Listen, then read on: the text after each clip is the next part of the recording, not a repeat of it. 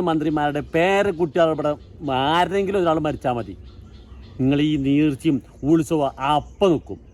ഈ മതത്തിൻ്റെ പേര് പറഞ്ഞു കണ്ട് ആളെ പറ്റിച്ചിട്ട് ഈ പരിപാടി നിർത്തിയിട്ടില്ല. നിങ്ങൾ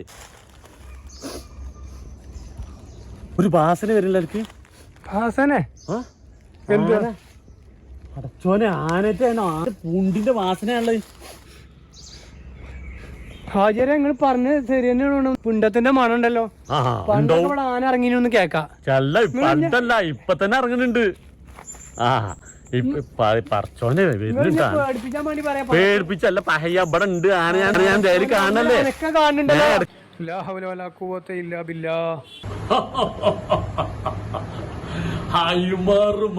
മണ്ടല് കണ്ടോ? അവിടെ പുല്ലുകൂടും പൊളക്കൂല. ആനപ്പുണ്ടെന്ന് പറഞ്ഞപ്പോ ഇതിന് പോണ പോക്കാണത്.